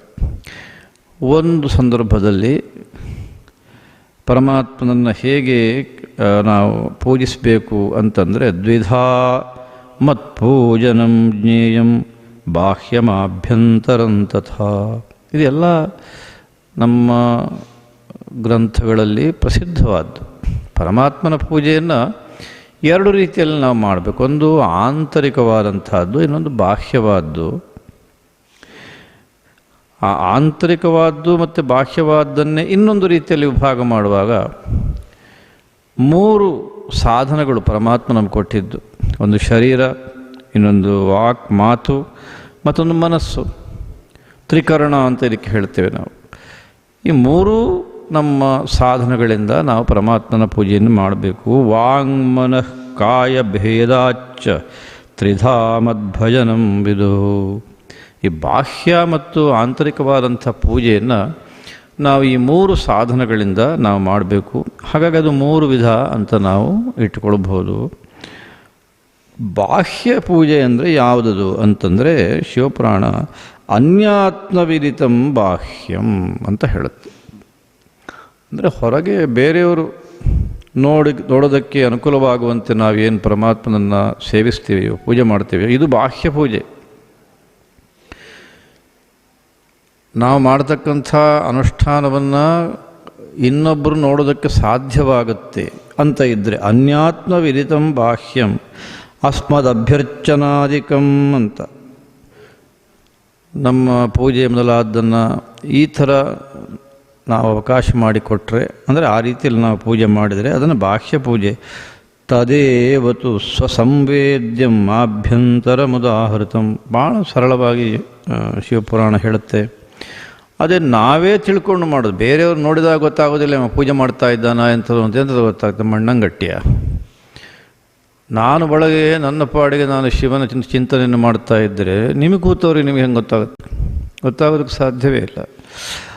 ಅಲ್ಲ, ಧ್ಯಾನಕ್ಕೆ ಕೂತು ಕಣ್ಣು ಮುಚ್ಚಿ ಒಂದು ಒಂದು ಒಂದು ಸ್ಥಿತಿಯಲ್ಲಿ ಏನಾದರೂ ನನ್ನ ಶರೀರ ಇರುವಂತೆ ಮಾಡಿದರೆ ಆಗ ಎಂಥದೋ ಮಾಡ್ತಾ ಇದ್ದಾನೆ ಅಂತ ಹೇಳ್ಬೋದು. ಆಗಲಿ ಮತ್ತೆ ಸ್ಥಿತಿ ಮಾಡಿದ ತಕ್ಷಣ ಹೊರಗಿಂದ ಪದ್ಮಾಸನ ಹಾಕಿ ಕೂತ ತಕ್ಷಣ ಇವ ಧ್ಯಾನವನ್ನೇ ಮಾಡ್ತಾನೆ ಅಂತ ಹೆಂಗೆ ಹೇಳೋದು? ಅದು ಪರಮಾತ್ಮನ ಧ್ಯಾನ ಮಾಡ್ಬೋದು, ಏನೋ ಒಂದು ಧ್ಯಾನ ಮಾಡ್ಬೋದು. ಪರಮಾತ್ಮನ ಧ್ಯಾನವನ್ನೇ ಮಾಡ್ತಾನೆ ಅಂತ ಹೆಂಗೆ ಹೇಳೋದು? ಹೇಳೋದಕ್ಕಾಗೋದಿಲ್ಲ, ನೋಡೋದಕ್ಕೆ ಗೊತ್ತಾಗೋದಿಲ್ಲ. ಎಷ್ಟೋ ಸಾರಿ ಸಾಧಕರು ಹಾಗೆ ಕೂತಿರಲೇಬೇಕಾಗಿಲ್ಲ. ಅವರು ನಿರಂತರವಾಗಿ 24 ಗಂಟೆಯಲ್ಲಿ ಸುಷುಪ್ತಿಯಲ್ಲೂ ಕೂಡ ಮಾಡ್ತಾರೆ ಅಂತ ಒಂದು ಮಾತಿದೆ. ಆ ಅಭ್ಯಾಸ ಅವರು ಆಂತರಿಕವಾಗಿ ಮಾಡಿ ಮಾಡಿ ಅಷ್ಟರ ಮಟ್ಟಿಗೆ ಅವರು ಪರಮಾತ್ಮನ ಆರಾಧನೆಯನ್ನು ಮಾಡ್ತಾರೆ. ಆ ಆರಾಧನೆ ಅದು ಉಳಿದವರು ಕಣ್ಣಿಗೆ ಕಾಣೋದಕ್ಕೆ ಸಾಧ್ಯವೇ ಇಲ್ಲ, ಗೊತ್ತೇ ಆಗೋದಿಲ್ಲ. ಅವರವರು ಬೇರೆ ಬೇರೆ ಖರ್ಚುಗಳು ಮಾಡ್ತಿರ್ತಾರೆ, ಮನಸ್ಸು ಪರಮಾತ್ಮನಲ್ಲಿ ನಿಂತಿರುತ್ತೆ. ಅದಕ್ಕೆ ಪರಮಾತ್ಮ ಸ್ವಸಂವೇದ್ಯಂ, ಅದು ಅವನಿಗೆ ಮಾತ್ರ ಗೊತ್ತಾಗುವಂಥದ್ದು. ಅಂಥದ್ದು ಇದು ಆಂತರಿಕ ಪೂಜೆ ಅಂತ ಇದನ್ನು ಕರೀತಾರೆ. ಮತ್ತು ಆ ಪೂಜೆಯನ್ನು ಮಾಡ್ತಕ್ಕಂಥವ್ರು ಯಾರಿದ್ದಾರೆ ಅವರು 8 ವಿಧ ಅಂತ ಹೇಳುತ್ತೆ ಈ ಶಿವಪುರಾಣ. ಅವರು 8 ವಿಧದಲ್ಲಿ ಪೂಜೆ ಮಾಡ್ತಾರೆ ನನ್ನನ್ನು. ಹಾಗೆ ಪೂಜೆ ಮಾಡೋರು ಅವರು ನನಗಿಂತ ಬೇರೆ ಅಂತ ನಾನು ಭಾವಿಸೋದೇ ಇಲ್ಲ, ಅವರು ನಾನೇ ಅಂತ ನಾನು ಭಾವಿಸ್ತೇನೆ ಅಂತ ಶಿವಪುರಾಣ. ಮಹಾತ್ಮನ ಅನನ್ಯಾನ ಮೈ ಸನ್ಯಸ್ತಚೇತಸಾಂ, ಪರಿಪೂರ್ಣವಾಗಿ ಮನಸ್ಸನ್ನು ಪರಮಾತ್ಮನಲ್ಲೇ ನೆಟ್ಟರೆ ಆವಾಗ ಅವರು ಅನನ್ಯರು, ನನಗಿಂತ ಬೇರೆ ಅಲ್ಲ ಅಂತ ನಾನು ಭಾವಿಸ್ತೇನೆ. ಅಂಥವರದ್ದು ಲಕ್ಷಣ 8 ವಿಧ. ಅಷ್ಟಧಾ ಲಕ್ಷಣಂ ಪ್ರಾಹುಹು ಅಂತ ಹೇಳುತ್ತೆ ಶಿವಪುರಾಣ. ಏನೇನು ಅಂತಂದರೆ ಸ್ವಯಂ ಅಭ್ಯರ್ಚನಂ ಚೈವ ಮದ್ಭಕ್ತ ಜನವಾತ್ಸಲ್ಯಂ ಪೂಜಾಯಾಂ ಚಾನುಮೋದನಂ. ಬಹಳ ಸರಳವಾಗಿ ಈ 8 ಭಾಗವನ್ನು ಮಾಡುತ್ತೆ. ಒಂದು ಹೇಳುತ್ತೆ ಮದ್ಭಕ್ತ ಜನವಾತ್ಸಲ್ಯಂ, ಶಿವಭಕ್ತರು ಯಾರಿದ್ದಾರೆ, ಶಿವಭಕ್ತರು ಅಂದರೆ ಮತ್ತೆ ನಾವೆಂದು ಭ್ರಾಂತಿಗೆ ಒಳಗಾಗಬಾರ್ದು. ಪರಮಾತ್ಮನ ಭಕ್ತರು ಅಂತ ಅರ್ಥ. ಇಲ್ಲಿ ಶಿವ ಶಿವ ಶಿವ ಅಂತ ಮತ್ತೆ ಮತ್ತೆ ಹೇಳಿದರೂ ಕೂಡ ಶಿವ ತತ್ವ ಏನು ಅಂತ ಮೊನ್ನೆಯಿಂದ ನಾನು ಹೇಳ್ತಾ ಇದ್ದೇನೆ. ಅದನ್ನೇ ಇಟ್ಟುಕೊಂಡು ನಾವು ಇಲ್ಲಿಯೂ ಕೂಡ ವಿಶೇಷವಾಗಿ ತಿಳ್ಕೊಳ್ಬೇಕು. ಹಾಗಾಗಿ ಪರಮಾತ್ಮನ ಭಕ್ತರು ಯಾರಿದ್ದಾರೋ ಅವರ ವಿಷಯದಲ್ಲಿ ವಾತ್ಸಲ್ಯವನ್ನು ತೋರಿಸುವುದೇ ಇಲ್ಲ, ಅದು ಒಂದು ಭಕ್ತಿ ಪರಮಾತ್ಮನ ವಿಷಯವಾದ್ದು. ಇದು ಒಂದು. ಪೂಜಾಯಾಂಚ ಅನುಮೋದನಂ, ಯಾರಾದರೂ ಇನ್ನು ಬೇರೆಯವರು ಪೂಜೆ ಮಾಡ್ತಾರೆ ಎಂದಿದ್ರೆ ಅದನ್ನು ಸಂತೋಷ ಪಡಬೇಕು, ಕರುವುದಲ್ಲ. ಅವನ ಬಗ್ಗೆ ಯಾರೇ ನನಗಿಂತ ಹೆಂಗೆ ಪೂಜೆ ಮಾಡ್ತಾನೆ, ಚೆನ್ನಾಗಿ ಹೆಂಗೆ ಮಾಡ್ತಾನೆ, ಅದು ಹೆಂಗೆ ಸಾಧ್ಯ, ನಾನೇ ದೊಡ್ಡ ಭಕ್ತ, ಹೀಗೆಲ್ಲ ಅನಿಸೋದು ಇದು ಶ್ರೇಯಸ್ಸಿಗೆ ಕಾರಣವಾಗೋದಿಲ್ಲ. ಅದರ ಬದಲಿಗೆ ಅನುಮೋದನೆ ಮಾಡಬೇಕು ಅಂತ ಶಿವಪುರಾಣ ಹೇಳುತ್ತೆ. ಸ್ವಯಂ ಅಭ್ಯರ್ಚನಂ, ತಾನೇ ಸ್ವತಃ ಪೂಜೆ ಮಾಡೋದಿದೆಯಲ್ಲ, ಇದೊಂದು ಲಕ್ಷಣ. ಮದರ್ಥೇ ಚಾಂಗಚೇಷ್ಟಿತಂ, ಅವನ ಎಲ್ಲ ಅವಯವಗಳು ಕೂಡ, ಶರೀರದ ಅವಯವಗಳು ಕೂಡ ಕೇವಲ ಪರಮಾತ್ಮನ ಕುರಿತಾಗಿ ಕ್ರಿಯೆಯನ್ನು ಮಾಡ್ತಾ ಬಂದರೆ ಅದು ಒಂದು ಭಕ್ತಿ, ಅದೊಂದು ಪೂಜೆ. ಮತ್ಕಥಾಶ್ರವಣೇ ಭಕ್ತಿ, ಪರಮಾತ್ಮನ ಕುರಿತಾದಂತಹ ಗುಣಗಳನ್ನು ಅಥವಾ ಪರಾಕ್ರಮಗಳನ್ನು ಅದರಲ್ಲಿ ಕೇಳೋದರಲ್ಲಿ ಆಸಕ್ತಿ ಇದ್ದರೆ, ಅದರಲ್ಲಿ ಭಕ್ತಿ ಇದ್ದರೆ ಅದೊಂದು ಲಕ್ಷಣ. ಸ್ವರ ನೇತ್ರಾಂಗ ವಿಕ್ರಿಯಾ, ಅದರಿಂದ ಕಣ್ಣೇ ಮೊದಲಾದಂತಹ ಅವಯವಗಳು ಪುಳಕಿತವಾಗುವುದಿದೆಯಲ್ಲ, ಅದು ಇನ್ನೊಂದು ಭಕ್ತಿಯ ಲಕ್ಷಣ. ಮಾಂ ಅನುಸ್ಮರಣಂ ನಿತ್ಯಂ, ಪ್ರತಿನಿತ್ಯವೂ ತನ್ನನ್ನು ಅನುಸರಿಸುವಂತಹದ್ದು. ಹಾಗೆ ಪರಮಾತ್ಮನನ್ನೇ ಅವಲಂಬಿಸುವುದು. ಯಸ್ತು ಮಾಂ ಉಪಜೀವತಿ ಏವಂ ಅಷ್ಟವಿಧಂ ಅಂತ ಶಿವಪುರಾಣ. ನಾನು ಇದನ್ನು ವಿಶೇಷವಾಗಿ ಉಲ್ಲೇಖ ಮಾಡೋದಕ್ಕೆ ಕಾರಣ ಇಷ್ಟೇ, ಇದು ನಾವು ಮಾಡಬೇಕಾದ್ದು. ಮನುಷ್ಯರಾಗಿ ಹುಟ್ಟಿದ ಮೇಲೆ ಈ ರೀತಿ ಸರಳವಾದಂತಹ ಒಂದು ವಿಧಾನ, ಬಾಹ್ಯವಾಗಿ ಮಾಡುವಂತಹದ್ದು ಅಥವಾ ಆಂತರಿಕವಾಗಿ ಮಾಡುವಂತಹದ್ದು, ಎರಡರಲ್ಲಿ ಯಾವುದನ್ನು ಬೇಕಾದರೂ ಆಯ್ಕೆ ಮಾಡಿದರೂ ಕೊನೆಗೂ ನಾವು ಗುರಿ ತಲುಪೋದು ಖಂಡಿತ. ಅದನ್ನು ಮಾಡಬೇಕು ಅಂತ ಹೇಳ್ತೀರಿ ಶಿವಪುರಾಣ. ಈ ರೀತಿ ಸಣ್ಣ ಸಣ್ಣ ಒಂದು ಅಂಶಗಳನ್ನು ಕೂಡ ಇಟ್ಟುಕೊಂಡು ನೀನು ಶ್ರೇಯೋವಂತನಾಗುವಂಥ ಶಿವಪುರಾಣ ಹೇಳಿದರೆ, ನಾವೇನು ಮಾಡ್ತೇವೆ ಅಂತಂದರೆ ಅದ್ರ ಕಡೆ ಗಮನವೇ ಕೊಡೋದಕ್ಕೆ ಸಾಧ್ಯ. ನಮಗೆ ಪುರ್ಸೋತಿಲ್ಲ, ಸಮಯ ಇಲ್ಲ ನಮಗೆ. ಯಾರನ್ನು ಕೇಳಿದ್ರು ಇದೊಂದು ಮಾತು, ನಿಮ್ಮ ಮನೇಲಿ ಪೂಜೆ ಏನಾದ್ರು ಮಾಡ್ತಿದ್ದೀರಾ ಅಂತ ಕೇಳಿದ್ರೆ, ಎಲ್ರಿ ಸಮಯವೇ ಇಲ್ವಿಲ್ಲ. ಹಾಂ, ಮತ್ತೆ ಸಮಯ ಎಲ್ಲ ಏನು ಮಾಡ್ತೀರ ನೀವು? ಅರೆ ಬೆಳಗ್ಗೆ ಆಫೀಸ್ಗೆ ಹೋಗಬೇಕು, ಅದು ಮಾಡಬೇಕು, ಇದು ಮಾಡಬೇಕು, ಅದು ಮಾಡಬೇಕು, ಇದು ಮಾಡಬೇಕು. ನೀವು ಅದು ಮಾಡಬೇಕು, ಇದು ಮಾಡಬೇಕು, ಇದು ಮಾಡಬೇಕು, ಏನಕ್ಕೋದಕ್ಕೆ ಮಾಡ್ತೀರಾ? ಕಾರಣ ಏನು? ಅದು ನೆಮ್ಮದಿಗೋಸ್ಕರ ಮಾಡ್ತೇವೆ. ನೆಮ್ಮದಿ ಸಿಗ್ತಾ ಇದೆಯಾ? ಪ್ರಯತ್ನ ಮಾಡ್ತಾ ಇದ್ದೇವೆ ಅಂತ ಅಷ್ಟೇ. ಅರೆ ಅದನ್ನೇ ನಿನಗೆ ಇದರಲ್ಲಿ ಕಾಣೋದಕ್ಕೆ ಸಾಧ್ಯವಿದೆ, ನೀನು ಪಡೆಯೋದಕ್ಕೆ ಸಾಧ್ಯವಿದೆ, ಮಾಡು ಅಂತ ಹೇಳಿದ್ರೆ ಇದಕ್ಕೆ ಸಮಯವೇ ಇಲ್ಲ. ಹೋಗಲಿ ಒಂದು ಸ್ವಲ್ಪ ಪ್ರಯೋಗ ಆದರೂ ಮಾಡಿ ನೋಡೋಣ ಅಂತ ಮಾಡ್ತಾನೆ ಆ ಪುಣ್ಯಾತ್ಮ, ಅದೂ ಇಲ್ಲ. ಅದು ಬಿಟ್ಟು ಅದನ್ನು ಪಕ್ಕಕ್ಕೆ ತರಿಸಿದ, ಅದನ್ನೆಲ್ಲ ಬಿಟ್ಟು ತನ್ನ ಜೀವನವನ್ನು ಶುರು ಮಾಡಿದ. ಇದು ಅಧೋಗತಿಯಲ್ಲದೆ ಮತ್ತಿನ್ನು ಬೇರೆ ಹೊಂದೋದಕ್ಕೆ ಸಾಧ್ಯವೇ ಇಲ್ಲ ಅನ್ನೋದ್ರಲ್ಲಿ ಎರಡು ಮಾತೇ ಇಲ್ಲ. ಆ ಪೂಜೆಯನ್ನು ಕೂಡ ಹೇಗೆ ಮಾಡಬೇಕು ಅಂತ ಶಿವಪುರಾಣ ಹೇಳಿತು. ಯಃ ಪಂಚನದಮಾಸಾದ್ಯ ಸ್ನಾತ್ವಾ ಜಪ್ಪೇಶ್ವರೇಶ್ವರಂ ಅಂತ ಹೇಳುತ್ತೆ ಶಿವಪುರಾಣ. ಇದು ನಾನು ವಾಕ್ಯವನ್ನು ಕೇವಲ ಇಲ್ಲಿ ಮಾತ್ರ ಅಂತ ಹೇಳ್ತಿಲ್ಲ. ಜಪ್ಪೇಶ್ವರ ನನಗೆ ಬಹಳ ಇಷ್ಟ ಆದ್ದರಿಂದ ನಾನು ಜಪ್ಪೇಶ್ವರ ಅಂತ ಹೇಳಿದೆ. ಅಲ್ಲ, ಜಪ್ಪೇಶ್ವರ ಅಂತ ಬರೀ ಇಲ್ಲಿ ಮಾತ್ರ ಜಪ್ಪೇಶ್ವರ ಅಂತ ಇದ್ದಾರೆ ಅಂತ ನಾವೇನು ಭಾವಿಸಬೇಕಾದಿಲ್ಲ. ಜಪ್ಪೇಶ್ವರನ ಹೆಸರಿನಲ್ಲಿ ಅನೇಕ ಕಡೆ ದೇವಾಲಯಗಳಿವೆ ನಮ್ಮ ದೇಶದಲ್ಲಿ. ಇದು ಪಂಚನದ 5 ನದಿಗಳು ಸೇರತಕ್ಕಂಥ ಜಾಗದ ಒಂದು ಜಪ್ಪೇಶ್ವರನ ಕಥೆ ಹೇಳ್ತಾ ಇದ್ದಾರೆ ಶಿವಪುರಾಣದಲ್ಲಿ. ಈಗ ನಮ್ಮ ಈ ಜಪ್ಪೇಶ್ವರ ದಕ್ಷಿಣಾವರ್ತನಾಥ ಕ್ಷೇತ್ರ ಅಲ್ಲ, 5 ನದಿಗಳು, ಪಂಚನದಿ. ಅಲ್ಲಿ ಸ್ನಾನ ಮಾಡಿ ಬರಬೇಕಂತೆ ಪೂಜೆ ಮಾಡಬೇಕಾದ್ರೆ ನಿಯಮ ಹಾಕಿದ್ದಾರೆ. ಆ ಒಂದು ತೀರ್ಥರ ಕ್ಷೇತ್ರದ ಒಂದು ಮಹತ್ವವನ್ನು ಹೇಳ್ತಾ, ಗಂಗಾ ಮೊದಲಾದಂತೂ ನಾವು ಕೇಳುತ್ತೇವೆ, ಅಲ್ಲಿ ಸ್ನಾನ ಮಾಡಿ ನಾವು ಪೂಜೆಯನ್ನು ಮಾಡಬೇಕು ಅಂತ ಹೇಳೋದು ಒಂದು ಸಾಮಾನ್ಯವಾದಂಥ ವಿಷಯ ಅಂತಲೇ ಅಷ್ಟರ ಮಟ್ಟಿಗೆ ಅದನ್ನು ಎಲ್ಲ ಪುರಾಣಗಳು ಎತ್ತಿ ಹಿಡಿತಾವೆ. ಪೂಜೆಯೇಚ್ಚೈವ ಸಾಯುಜ್ಯಂ ಪ್ರಯತ್ಯೇವನ ಸಂಶಯ. ಈ ಪೂಜೆಗೆ ಫಲ ಏನು ಹೇಳ್ತಾರೆ ಅಂದರೆ ಶಿವ ಸಾಯುಜ್ಯ ಸಿಗುತ್ತೆ, ಅದರಲ್ಲಿ ಯಾವ ಸಂಶಯವಿಲ್ಲ ಅಂತ ಹೇಳುತ್ತೆ. ಒಂದು ಪಂಚನದಿ ಸಂಗಮದಲ್ಲಿ ಸ್ನಾನ ಮಾಡಿ ಬಂದು ಪರಮಾತ್ಮನ ಪೂಜೆಯನ್ನು ಶ್ರದ್ಧಾಭಕ್ತಿಗಳಿಂದ ಮಾಡಿದ್ದೇ ಆದರೆ ಶಿವ ಸಾಯುಜ್ಯ ಸಿಗುತ್ತೆ ಅಂತ ಹೇಳುತ್ತೆ. ನಾವು ಅದನ್ನು ಮಾಡೋದಕ್ಕೆ ಇಷ್ಟಪಡೋದಿಲ್ಲ. ತತ್ರ ಹೇಗೆ ಮಾಡಬೇಕು ಅನ್ನೋದಕ್ಕೆ ಉಪಮನ್ಯು ಮಹರ್ಷಿ ಹೇಳ್ತಾನೆ, ತತ್ರ ಆವಾಹ್ಯ ಶಿವಂ ಸಾಂಬಂ ಭಕ್ತ್ಯಾ ಪಂಚಾಕ್ಷರೇಣ. ಶಿವಪಂಚಾಕ್ಷರಿ ಮಂತ್ರದಿಂದ ಪರಮಾತ್ಮನ ಆವಾಹನೆ ಮಾಡು ಅಂತ ಹೇಳುತ್ತಾರೆ ಉಪಮನ್ಯು ಉಪದೇಶವನ್ನು ಮಾಡ್ತಾ ಆಮೇಲೆ ಪತ್ರ ಪುಷ್ಪಾದಿಭಿರ್ವನ್ಯೈ ಸಮಾನರ್ಚ ಶಿಶುಸವೈ. ಸ್ವತಃ ಉಪಮನ್ಯು ಪರಮಾತ್ಮನನ್ನು ಹೇಗೆ ಪೂಜೆ ಮಾಡಿದ ಅಂತಲೂ ಕೂಡ ಉಪಮನ್ಯು ಕಥೆಯಲ್ಲಿ ಬರುತ್ತೆ. ಹೇಗೆ ಮಾಡಿದ ಅಂದರೆ ಹಿಮಾಲಯದ ಒಂದು ತಪ್ಪಲಿಗೆ ಹೋಗಿ ಅಲ್ಲಿ ಒಂದು ನದಿ ಪಕ್ಕದಲ್ಲಿ ತಪಸ್ಸು ಮಾಡ್ತಾ ಪತ್ರ ಪುಷ್ಪಾದಿಭಿರ್ ವನ್ಯೈ, ಪತ್ರ ಪುಷ್ಪ ಮೊದಲಾದಂತಹ ವನದಲ್ಲಿ ಏನೇನು ಸಿಗುತ್ತೋ ಅದರಿಂದ ಪರಮಾತ್ಮನನ್ನು ಅರ್ಚನೆ ಮಾಡಿದ ಅಂತ. ವಿಶೇಷವಾಗಿ ಹೇಗೆ ಮಾಡಬೇಕು ಅದನ್ನೆಲ್ಲ ಅಂತಂದರೆ ಪಾದ್ಯಂಚ ಚಮನಂ ಅರ್ಘ್ಯಂ ಗಂಧಂ ಪುಷ್ಪಂಚ ಭೂಷಣಂ ಧೂಪಂ ದೀಪಂಚ ನೈವೇದ್ಯಂ ಪಾನೀಯಂ ಮುಖಶೋಧನಂ. ಈ ರೀತಿಯಲ್ಲಿ ಪೂಜೆ ಮಾಡಬೇಕು ಅಂತ ಹೇಳುತ್ತೆ. ಇದೆಲ್ಲ ಪೂಜೆಯ ಪ್ರಕಾರಗಳು.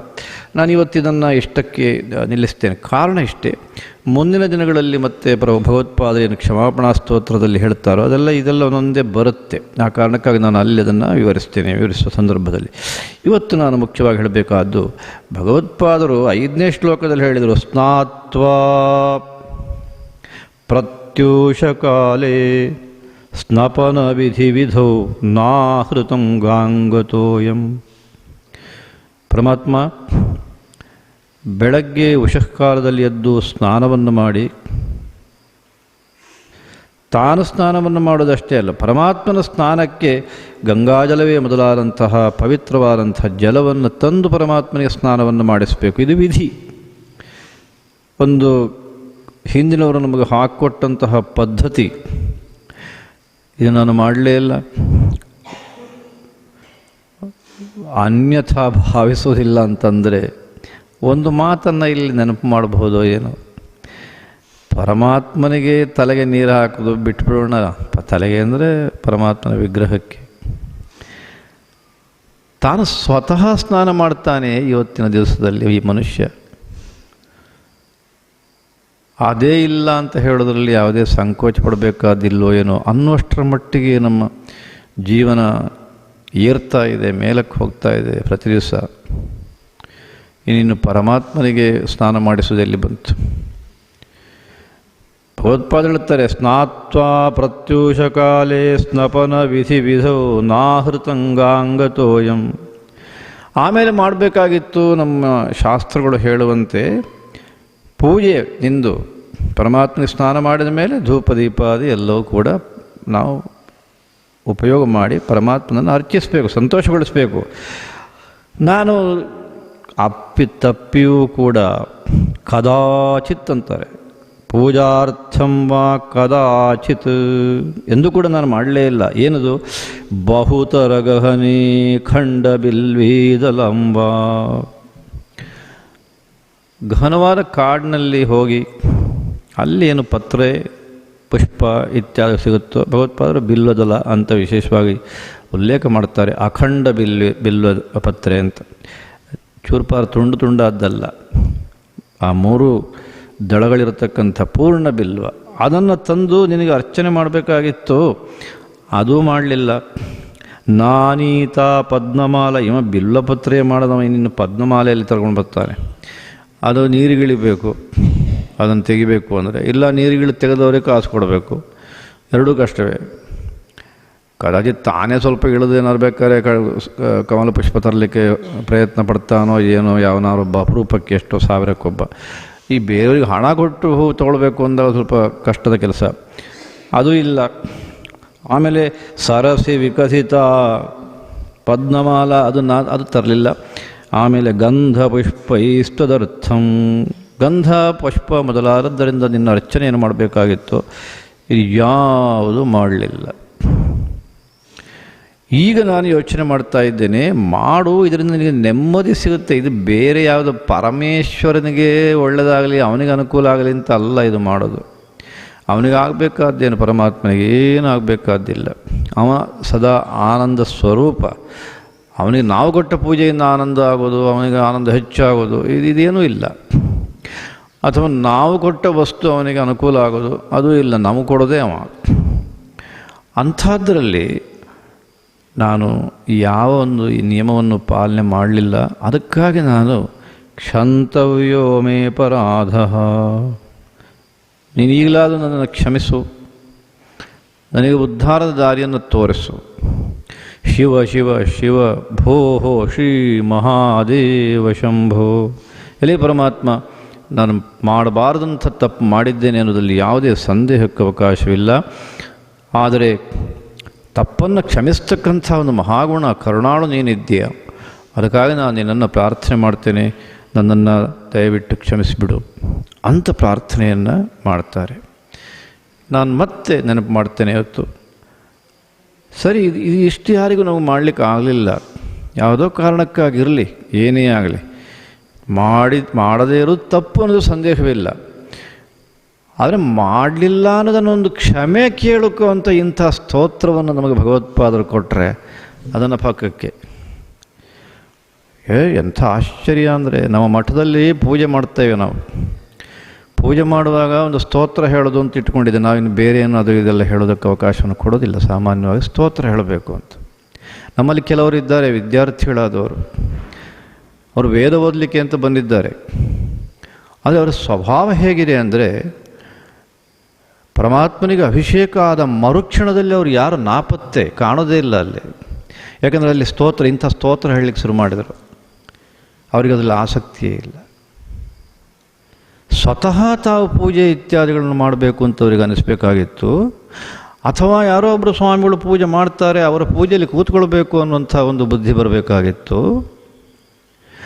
ಹೋಗಲಿ, ತಾನು ಈ ಸ್ತೋತ್ರವನ್ನು ಹೇಳಿ ಆದರೂ ಈ ಒಂದು ತಪ್ಪಿಗೆ ಪ್ರಾಯಶ್ಚಿತ್ತ ಮಾಡಿಕೊಳ್ತೇನೆ ಅಂತ ಅನ್ನಿಸ್ಬೇಕಾಗಿತ್ತು. ಬಿಟ್ಟು ಬಿಡೋಣ, ಅವರು ಹೇಳೋದನ್ನು ಕಿವಿಗಾದರೂ ಹಾಕೋಣ, ಬೇಕೋ ಬೇಡೋ ಇಲ್ಲೊಂದು ವ್ಯವಸ್ಥೆ ಇದೆ, ಆ ವ್ಯವಸ್ಥೆಯಲ್ಲಿ ನಾನಿರ್ತೇನೆ ಅಂತ ಯೋಚನೆ ಮಾಡಬಹುದಾಗಿತ್ತು. ಇಲ್ಲ, ಅದು ಯಾವುದೋ ಜನ್ಮದ ಪಾಪ ಇಷ್ಟು ಕೂತಿದೆ. ಅವ ಎದ್ದು ತಕ್ಷಣ ಓಡಿಬಿಡ್ತಾನೆ ಬೇರೆ ಕೆಲಸಕ್ಕೆ ಅಂತ. ಕೇಳಿದರೆ ಆ ಕೆಲಸ ಮಾಡಿದ್ದೀನಿ, ಈ ಕೆಲಸ ಮಾಡಿದ್ದೀನಿ ಅಂತ ಹೇಳ್ತಾನೆ. ಅಂದರೆ ಒಂದು ಸತ್ಕರ್ಮದಲ್ಲಿ ಮನುಷ್ಯನಿಗೆ ಪ್ರವೃತ್ತಿ ಉಂಟಾಗಬೇಕಾದ್ರೆ ಎಂಥ ಕಷ್ಟಪಡಬೇಕಾಗತ್ತೆ. ಇದನ್ನು ನೋಡಿದರೆ ಗೊತ್ತಾಗುತ್ತೆ ಭಗವತ್ಪಾದ ಶಂಕರರು ಎಂಥ ಅನುಗ್ರಹವನ್ನು ಮಾಡಿದರು ಅಂತ. ಅರೆ, ಮನುಷ್ಯ ಒಬ್ಬ ಅವನ ಮನಸ್ಸು ಎಲ್ಲೆಲ್ಲಿಗೆ ಓಡುತ್ತೆ ಅನ್ನೋದಕ್ಕಿಂತ ಇದಕ್ಕಿಂತ ಬೇರೆ ನಿದರ್ಶನ ಬೇಕೇ?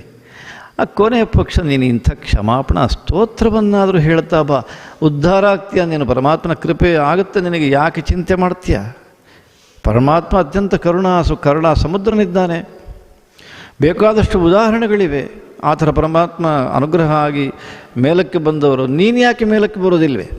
ಯೋಚನೆ ಮಾಡಬಾರ್ದೆ ಅಂತ ಭಗವತ್ಪಾದರು ಕ್ಷಂತವ್ಯೋ ಮೇ ಪರಾಧ ಅಂತ ನಮಗೆ ಅನುಗ್ರಹವನ್ನು ಮಾಡಿದ್ದಾರೆ. ಹರ ನಮಃ ಪಾರ್ವತೀ ಪತಯೇ ಹರ ಹರ ಮಹಾದೇವ. ಸೀತಾಕಾಂತ ಸ್ಮರಣಂ ಜಯ ಜಯ ರಾಮ.